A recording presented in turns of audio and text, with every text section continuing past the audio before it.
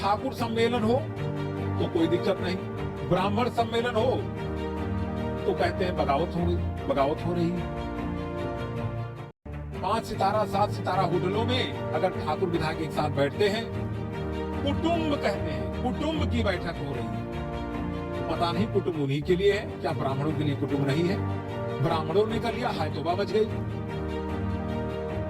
चौधरी साहब ने, पंकज चौधरी साहब जो नए नवेले अध्यक्ष बने हैं यूपी बीजेपी के, उन्होंने नोटिस जारी कर दिया जैसे कि ब्राह्मणों की कोई हैसियत ही ना हो। यही काम ठाकुर सम्मेलन में कर लिए होते अगर उनके अंदर इतना ही दम था। खैर उस समय ये अध्यक्ष नहीं थे, लेकिन कोई कर दिया होता, जो भी अध्यक्ष था। बिना पूछे तो ऐसे नोटिस जारी होते नहीं। इसी साथ साथ लोधी सम्मेलन हो, कुर्मी सम्मेलन हुआ, कोई ऐतराज नहीं ब्राह्मण सम्मेलन से। ब्राह्मण सम्मेलन इसलिए हुआ जिससे ब्राह्मणों को भी एकजुट होकर के ताकत दिखाने का मौका मिले, क्योंकि उनकी बात सुनी नहीं जा रही सरकार में। क्यों इतनी बात थी, इसमें बगावत कहां से आई?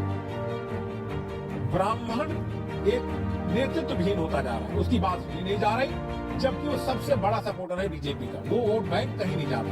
भले ही कोई कहे ब्राह्मण सम्मेलन हुआ, वो भाग जाएंगे, आप सपा में जाएंगे, सपा के अखिलेश यादव और शिवपाल यादव उनको आपने साथ आने के लिए न्योता दे रहे हैं, लेकिन परंपरागत वोटर है बीजेपी का, वो इतनी जल्दी से नहीं जाएगा। विकास दुबे का एनकाउंटर हुआ तब नहीं गए, खुशी दुबे जेल में रही तब नहीं गए, नई नवेली दुल्हन थी, उनके हस्बैंड को एनकाउंटर से मारा गया तब भी नहीं गए। ब्राह्मण सपा के साथ जाने वाला नहीं है। उन्होंने अपनी ताकत, अपनी बात मनवाने का एक तरीका खुद निकाला था संभवतः, जिस पर तुरंत ब्रेक लगा दी गई। इससे ब्राह्मणों में काफी नाराजगी है।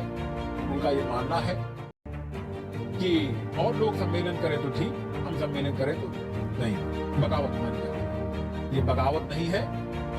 नेतृत्वहीन समाज अपनी बातों को मनवाने के लिए जो हमेशा से सशक्त रहा, चाहे वो भाजपा की सरकार रही हो, सपा की रही हो, भाजपा की रही हो, कांग्रेस की रही हो, चाहे एनडी तिवारी के समय से, ब्राह्मण कभी भी इतना कमजोर नहीं रहा। अपनी ताकत का एहसास कराने के लिए, अपनी बातों को रखने के लिए, क्योंकि वो वोटर है, वोट देता है, सपोर्ट करता है, सरकारें बनाता बिगाड़ता है, वो अपना सम्मेलन करके अपनी बात रखने का वो अधिकार भी रखता है। लेकिन सभी को ऐतराज है।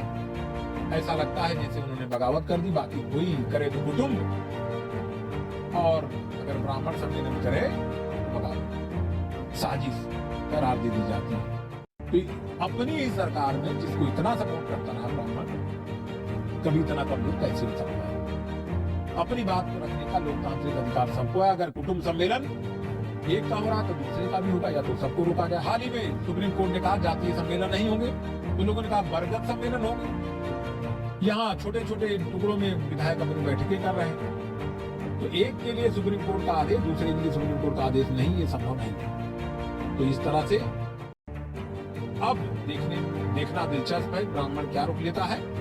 लेकिन जहां तक ब्राह्मण की वोट करने की बात है, ब्राह्मण की सत्ता दूसरों को सौंपने की बात है, तो बीजेपी के अलावा कुछ सत्ता दूसरों को सौंपेगा नहीं। अपनी बात को मनवाने के लिए तरह तरह के तरीके अपना सकता है। इसी कड़ी में उप मुख्यमंत्री ब्रजेश पाठक भागे भागे दिल्ली पहुंच गए। मोदी जी के साथ उनकी फोटो आ रही। उन्होंने देखा कि ब्राह्मण नाराज हो रहा है, अपनी बात को वहां रखी जाए, या क्या मंत्रणा हुई, कयास लगाए जा रहे हैं कि सत्ता परिवर्तन, नेतृत्व परिवर्तन कर देंगे। ये सब फर्जी की बात है, कुछ नहीं होने वाला। सत्ता परिवर्तन वगैरह कुछ नहीं होगा। ब्राह्मणों में जो विधायक सम्मेलन कर रहे थे भागे भागे फिर रहे, अपनी जान बचाए फिर रहे, इधर उधर भाग रहे, वो नहीं उठा रहे। तो ऐसे में अगर कोई बगावत कहे, या अखिलेश कहे, या शिवपाल कहे कि सरकार गिर रही है, टूट रही है, ब्राह्मणों के साथ जा रहे हैं, तो ख्याली पुलाव पुकार रहे हैं, सपने देख रहे हैं, मुंगेरी दाल के सपने। ऐसा कुछ होने नहीं जा रहा है। देश विदेश में आपको ये खबर अच्छी लगी होगी तो सब्सक्राइब कीजिएगा, लाइक कीजिएगा, आगे बढ़ाइएगा।